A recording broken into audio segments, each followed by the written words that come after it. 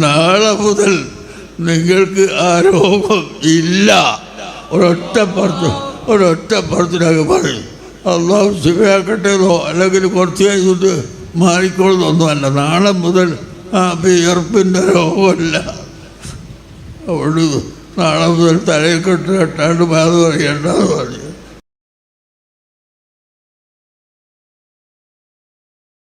സിയമ്പലിയുള്ളാഹി ആരോടും സംസാരിക്കാതെ ഉള്ള ഒരു കാലമുണ്ടായിരുന്നു.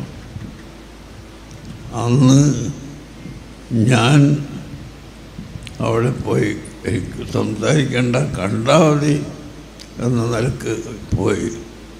അപ്പോൾ ഇങ്ങോട്ട് സംസാരിക്കാൻ തുടങ്ങി. ഒരുപാട് കാര്യങ്ങൾ സംസാരിച്ചു. ഞാൻ ചെല്ലുമ്പോൾ ളുഹാ നിസ്കരിക്കുകയാണ്. ളുഹാ 8 റക്അത്തും നിസ്കരിച്ച് തിരിഞ്ഞങ്ങോട്ട് ഇരുന്നിട്ട് സംസാരിക്കാനായിട്ട് തുടങ്ങി. ഹഖായിക്കുകളും അഹ്ലുസുന്നത്തി വൽ ജമാഅത്തിൻ്റെ അഖീദയും ഇതിങ്ങനെ പറയാൻ തുടങ്ങിയപ്പോഴാണ് ഞാൻ പറഞ്ഞത്, നിങ്ങൾ എപ്പോഴെല്ലാം നിങ്ങളെ ആ വഴിയിലേക്ക് ചേർക്കണം,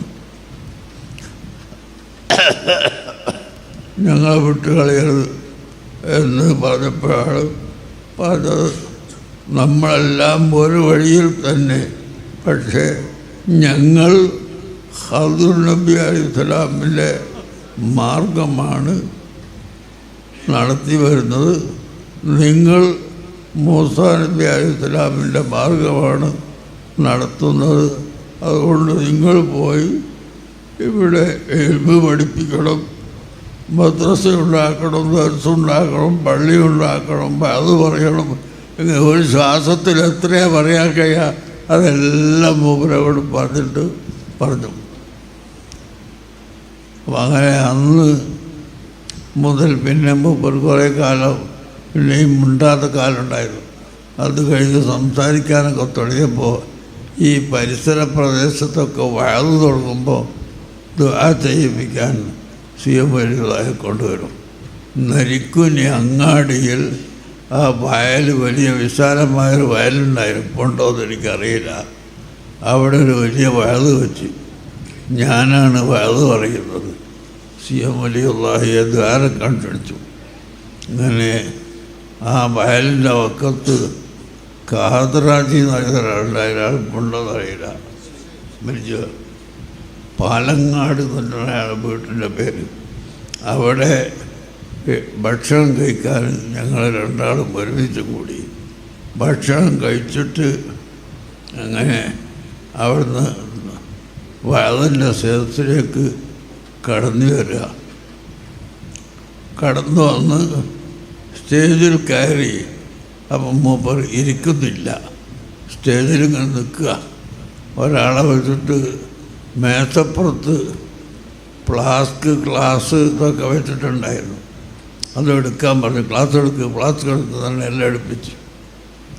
അങ്ങനെ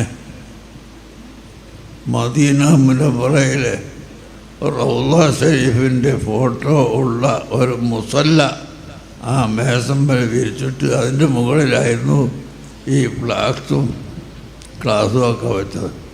ഉടനെ പറഞ്ഞത് റസൂലുള്ളാഹിൻ്റെ റൗള ഷരീഫിൻ്റെ സൂറത്താണ്, അത് നിങ്ങൾക്ക് ഫ്ലാസ്കും ഗ്ലാസും വെക്കാനുള്ളതല്ല എന്ന് പറഞ്ഞ് ദേഷ്യപ്പെട്ടുകൊണ്ട് പെട്ടെന്ന് അവരോട് കാതുറാജിനെ വെച്ചിട്ട് പറഞ്ഞു, ഒരു സാധാരണ വിരിപ്പെടുത്ത് കൊണ്ടുവന്ന് പറഞ്ഞു.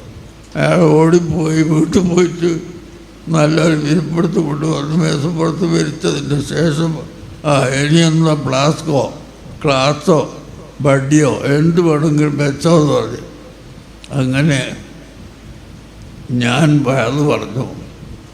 ശൈഖുന അത് കേട്ട് അവിടെ ഇരുന്ന് പോയില്ല. 2 മണിക്കൂറിലധികം ഞാൻ വയറ് പറഞ്ഞു. അന്ന് വയറ് പറയുമ്പോൾ എനിക്ക് വല്ലാത്ത വിയർപ്പാണ്. വല്ലാത്ത വിയർപ്പ് എന്ന് പറഞ്ഞാൽ കുപ്പായവും ഒക്കെ നനഞ്ഞ് ഇങ്ങനെ പിഴിഞ്ഞാൽ വിയർപ്പ് ഇങ്ങനെ പിഴിഞ്ഞാൽ വെള്ളം പെയ്യുന്നതുപോലെ വരും. അതുകൊണ്ട് ഞാൻ തലയെക്കെട്ട് കെട്ടി ദ്വാ കഴിഞ്ഞാൽ തലയെക്കെട്ടെടുത്ത് മേശപ്പുറത്ത് വെക്കും. എന്നിട്ടാണ് വയറ് അറിയൽ.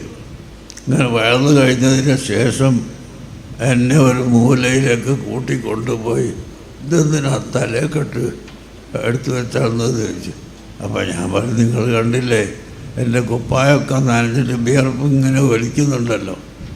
ഈ വിയർപ്പുള്ള ഞാൻ തലയെക്കെട്ട് കെട്ടിക്കൊണ്ട് വയറ് പറഞ്ഞാൽ പിറ്റേ ദിവസം എനിക്ക് കൂച്ചെടുത്തിട്ട് വയറ് പറയാൻ കഴിയൂല. അതുകൊണ്ടാണ് എന്ന് പറഞ്ഞു. അപ്പം എന്നോട് അപ്പം പക്ഷെ വാക്കിൻ്റെ ഗൗരവം, നാളെ മുതൽ നിങ്ങൾക്ക് ആ രോഗം ഇല്ല. ഒരൊറ്റപ്പുറത്തിനൊക്കെ പറയും. അള്ളാഹു ശിവയാക്കട്ടേന്നോ അല്ലെങ്കിൽ കുറച്ച് കഴിഞ്ഞിട്ട് മാറിക്കോളുന്നൊന്നുമല്ല. നാളെ മുതൽ ആ വിയർപ്പിൻ്റെ രോഗമല്ല. അവിടെ നാളെ മുതൽ തലയിൽ കെട്ടാണ്ട് അത് പറയണ്ടെന്ന് പറഞ്ഞു. അങ്ങനെ പിറ്റേന്ന് മുതൽ എൻ്റെ ആ രോഗം ഞാൻ കണ്ടിട്ടില്ല. ശരീരമൊട്ടാകെ വിയർത്ത് കുളിച്ച് പറയാൻ കഴിയാതെ ആവുന്ന അവസ്ഥ ഉണ്ടായിരുന്നത്. പിന്നെ എനിക്കത് കണ്ടിട്ടില്ല. നാളെ മുതൽ അതില്ല എന്നാണ് പറഞ്ഞത്. അപ്പോൾ ഇന്നമില്ലായി മൻ ലൗ അഖ്സമ അലല്ലാഹി ലഅബറഹു എന്ന ഹദീസ് ഞാൻ ഓർക്കുകയുണ്ടായി. അള്ളാഹുവിൻ്റെ അടിമകളിൽ ചിലരുണ്ട്, അവർ ഒരു കാര്യം സത്യം ചെയ്ത് അങ്ങോട്ട് പറഞ്ഞാൽ അള്ളാഹു അതിന് നടപ്പിൽ വരുത്തും എന്ന് ഇമാം ബുഖാരി ഉദ്ധരിച്ച സഹീഹായ ഹദീസിൽ നമുക്ക് കാണാം. അത് ഞാനിങ്ങനെ ആലോചിച്ചു. അപ്പോൾ അന്ന് മുതൽ ഇന്ന് വരെ പിന്നീട് ആ രോഗം ഉണ്ടായിട്ടില്ല.